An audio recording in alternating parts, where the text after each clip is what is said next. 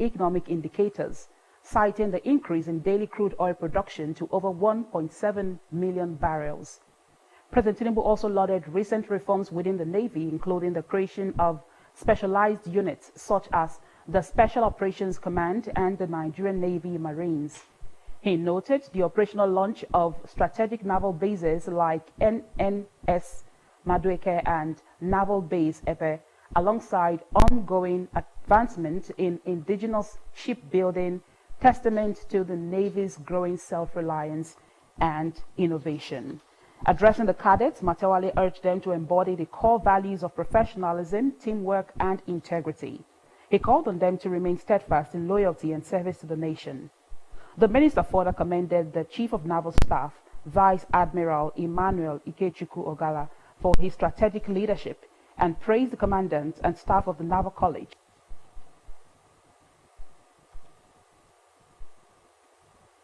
The federal government said the Minister of Water Resources and Sanitation, Professor Joseph Utsev, disclosed this in Abuja.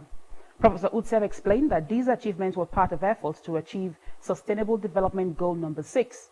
He noted that the ministry's interventions aligned with President Bola Tinubu's renewed hope agenda, especially in boosting agriculture and ensuring food and water security.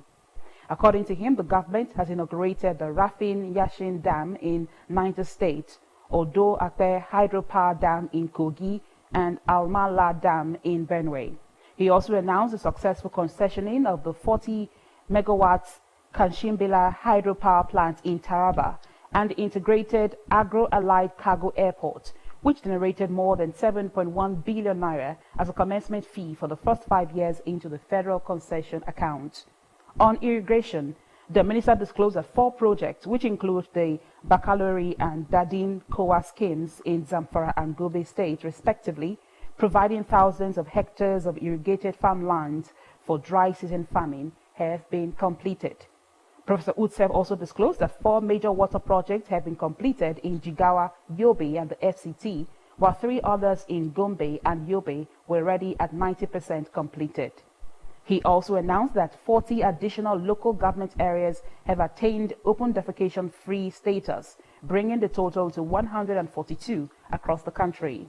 The minister further revealed that 14 dams and several irrigation projects were near completion across Plateau, Enugu, Ekiti, Oyo, and Kwara states, while more than 100 new water supply projects were awarded in 2024. He emphasized efforts to revitalize river basin development authorities by partnering with the private sector and state governments. He said the ministry plans to complete 11 new projects in 2025, roll out school and public sanitation initiatives, and develop a national framework for flood insurance. The federal government has approved plans to deepen the Lekki Deep Sea Port to handle increased cargo volume and accommodate larger ships. This was confirmed by the managing director of the Nigeria, Dr. Abubakar Danshoho, in a post on X.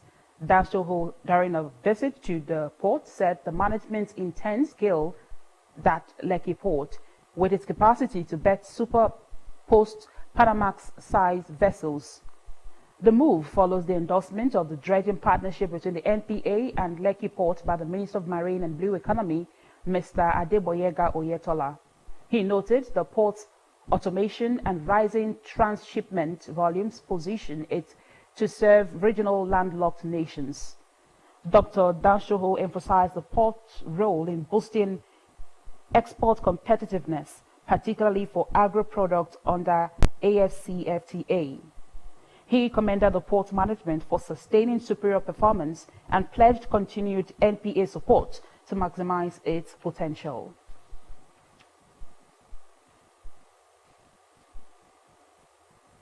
Speaker of the House of Representatives, Honorable Abbas Tajuddin, has withdrawn a bill that aimed to make voting mandatory for all eligible Nigerians. The bill, which he co-sponsored with Honorable Daniel Asama Ago, was meant to change the Electoral Act 2022 to encourage more people to vote and strengthen democracy. In a statement today, his media aide, Mr. Musa Krishi, said a decision to pull the bill came after speaking with many people and groups across the country. The bill had passed second reading in the House on Thursday, but it sparked debate. Some people supported it, saying it would lead to better voter turnout, while others said it would take away personal freedom and would be hard to enforce in a country as diverse as Nigeria.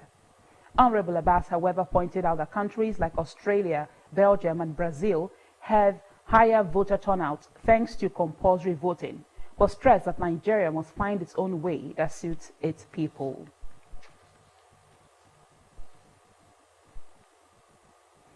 The Nigerian army has announced the arrest of 20 suspected oil thieves and the destruction of 19 illegal refining sites recently during recent operations across the Niger Delta region. This was disclosed in a statement issued in Port Harcourt by the Acting Deputy Director, Army Public Relations, 6th Division, Lieutenant Colonel Jonah Danjuma. Colonel Danjuma said the successes were recorded during a week-long operation conducted between May 19 and 25 in collaboration with other security agencies across 4 states, Rivers, Bayelsa, Delta, and Akwa Ibom. The statement adds that all the arrested suspects have been handed over to appropriate authorities for prosecution, while the recovered products were managed in accordance with established operational procedures.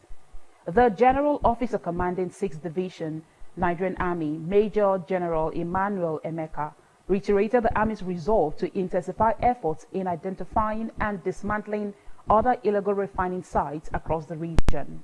According to the Army, over 589,000 liters, 8,401 candidates achieved similar scores in 2020.